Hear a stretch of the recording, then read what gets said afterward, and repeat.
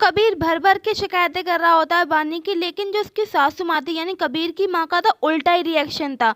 वो तो कबीर पे ही गुस्सा करने लगती है कि तो क्या हो गया अगर वास टूट गया, मेरी बानी के हाथ में चोट और लग गई। और रही बात तुम्हारी उस खेती की, तो तुम सीईओ हो या किसान? मुझे तो हमेशा से तुम ऐसे ही लगते थे, अपना एक भी काम ढंग से नहीं कर सकते थे।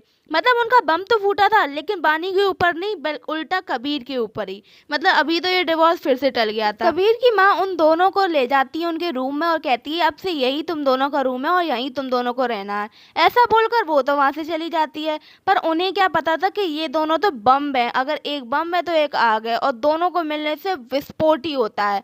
और ऐसा ही कुछ होता है, उन दोनों के बीच जंग चालू हो जाती है। जैसे कबीर बानी को धमका रहा होता है कि तुम ना अपने आप को शाना मत समझना, डिवोर्स तो तुम्हें मुझे देना ही पड़ेगा। पर वो जानता कहाँ था कि बानी के ऊपर किसी की धमकी का असर नहीं होगा। वो उसे दो भी पछाड़ देती है और फिर कहती है कि मुझे धमकाने की कोशिश तो करना ही मत बच्चू। तुम्हें क्या लगता है मैं कोई एमी लड़की हूँ क्या, जैसे तुम परेशान करोगे और वो कुछ नहीं कहेगी। खैर थोड़ी देर बाद वहाँ पर कबीर का कजन भी आ जाता है, जो बानी से बड़े अच्छे से बिहेव करता है, जिसको देखकर बानी है ना कबीर के मुंह पर ही कह देती है कि तुम्हारा कजन है, लगता तो नहीं है, एक इतना हैंडसम और इतना जेंटल और दूसरा खड़ूस का खड़ूस। ऐसा बोलकर वो चली जाती है, जिस पर ना कबीर को तो बहुत गुस्सा आ रहा होता है और थोड़ी सी जलन सी भी हो रही होती है। थोड़ी देर बाद कबीर जब किसी काम से बाहर जा रहा होता है, तभी वहाँ पर एक नई एंट्री दिखाई जाती है। इसका नाम है शनाया और ये कबीर की एक्स गर्लफ्रेंड है, जो कि कबीर से कह रही होती है कि कबीर मैं तुम्हारे लिए वापस आ गई हूँ। इनफैक्ट मेरे पेरेंट्स नहीं चाहते कि मैं तुम्हारे पास आऊँ, लेकिन देखो मैं सबको छोड़कर तुम्हारे पास आ गई हूँ। लेकिन कबीर उसे कोई भाव नहीं देता और वो कहता है कि अपने फैसले पर डटी रहना या अपने फैसले पर रिग्रेट मत करना। और ऐसा कहकर वो कार में बैठ के चला जाता है। कबीर अपनी मेमोरीज में जाता है, जहाँ पर वो है ना शनाया का नाम पुकार रहा होता है और शनाया उसे बिना पीछे मुड़े देखे जा रही होती है। कबीर के हाथ में रिंग भी होती है। अब जब कबीर अपने घर में वापस आता है और अपने रूम में वापस आता है, तो फिर से उसके और वानी के बीच में टॉम एंड जेरी वाली लड़ाई शुरू हो जाती है, क्योंकि अब बात थी बेड की। पहले क्योंकि जो सोफा था रूम का, वो तो कबीर की माँ ने पहले ही वहां से हटवा दिया था, तो बेड के लिए ना वो दोनों आपस में झगड़ ही रहे होते, बातें कर रहे होते हैं, जिस वजह से कबीर वानी के ऊपर गिर जाता है और वो दोनों थोड़े करीब भी आ जाते हैं। लेकिन वानी ना फिर उसको सुनाने लग जाती है कि तुम दूर रहा करो मुझसे, और कबीर भी उसे कहता है कि तुम कोई हूर की परी तो हो नहीं हो जिसके पास मैं आना चाहूंगा। वो दोनों फिर से लड़ने लगते हैं। अब बेड पे कौन सोएगा, तो कबीर तो हटने से राजी नहीं था। वो कहता है कि बेड पे तो मैं ही सोऊंगा चाहे कुछ भी हो जाए। तो वानी क्या करती है, वो पानी ले आती है और उन दोनों के बीच ना पानी की फाइट शुरू हो जाती है और दोनों के दोनों ही रात में भीग जाते हैं। जैसे तैसे बेचारों ने अपनी रात काटी होगी। अगले दिन जब कबीर अपने ऑफिस में जाता है सारी मीटिंग्स खत्म करने के बाद में, तो वहाँ पर शनाया उससे मिलने आ जाती है और शनाया ना कबीर से माफ़ी मांग रही होती है। कहती है कि तुम मुझे माफ़ कर दो, जो भी हुआ था पहले प्लीज़, मेरी भी मजबूरी थी, मैं तुम्हें जानबूझकर छोड़कर नहीं गई थी, वो सब कुछ एक मिसअंडरस्टैंडिंग थी। और ऐसे कबीर से कह रही होती है, लेकिन कबीर उससे मना कर देता है कि अब वो ना उससे नफरत करता है ना प्यार करता है, उनके बीच में जो भी था वो खत्म हो गया और उससे कुछ ये सब चिंता करने की ज़रूरत नहीं है। लेकिन जो वो थी वो मानने को तैयार नहीं थी। वो कहती है कबीर हम क्या फिर से स्टार्ट नहीं कर सकते अपना रिलेशनशिप, मैं तुमसे अभी भी बहुत प्यार करती हूँ। तो कबीर उससे कह देता है कि उसकी शादी हो चुकी है पहले से ही और अब इस बारे में सोचना भी बहुत गलत है। तो जिस पे शनाया बोलती है कि शादी तो वैसे ही नॉमिनल है ना, तुम तो वैसे भी उससे प्यार नहीं करते होगे, मुझे मालूम है, तुम्हारी शादी तो मजबूरी की शादी होगी।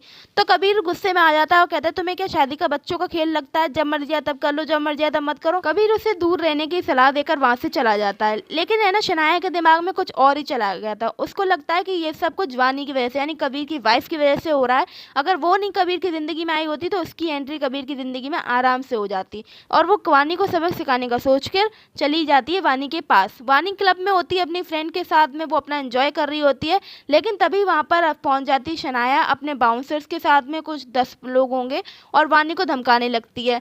पर वो जानती कहाँ थी कि वानी टाइकोंडो की चैंपियन थी, उसके लिए ये क्या ही बड़ी बात थी। जिसमें वो कहती वानी कि तुम यहाँ क्यों आई हो, तो वो बताती है कि तुम कबीर की वाइफ हो ना, तुमने मुझसे मेरे कबीर को छीना है, अब तुम रुको तो मैं सबक सिखाती हूँ। वानी और उसकी फ्रेंड दोनों ही हंसने लगते, कहते हमें तो बहुत देर से हाथों में खुजली हो रही थी, अब खुजली मिटाने वाला कोई मिल गया। और क्या धुलाई करी फिर उन लोगों ने, हालांकि धुलाई हमें दिखाई नहीं। इधर कबीर को कॉल आता है पुलिस स्टेशन से कि आपकी वाइफ जो है वो हमारे पास में है और वो ये गुंडागर्दी के चक्कर में या फिर लड़ाई चक्कर में पकड़ी गई है। कबीर तुरंत ही जाता है हमारी वानी के पास में। जब वानी वहाँ से बाहर निकल के आती है तो कबीर उससे पूछ रहा होता है कि तुमने ये सब क्या किया है, और तभी वहाँ पर वो पहुँच जाती है शनाया। और शनाया की हालत ना देखने वाली थी, क्योंकि वानी ने उसे बहुत मारा था। उसको लग रहा था कि कबीर उसको लेके जाएगा हॉस्पिटल, पर होता ऐसा कुछ नहीं है। कबीर अपने सेक्रेटरी से कहता है कि इसको हॉस्पिटल लेके जाओ। बेचारी शनाया को कहीं भाव नहीं मिलता।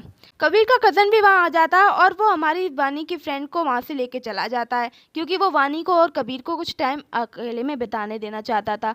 कबीर फिर वानी को लेके बाहर जाना चाहता था, लेकिन वानी खुद ही चली जाती है। वो कबीर से कुछ नाराज सी दिख रही होती है। इधर जो इंस्पेक्टर था वो भी कबीर से कहता है कि हमने सारी इन्वेस्टिगेशन कर ली है, आपकी वाइफ की कोई गलती नहीं थी। पहले शनाया और उनके जो साथ बाउंसर्स थे उन्होंने आपकी वाइफ पर अटैक किया था।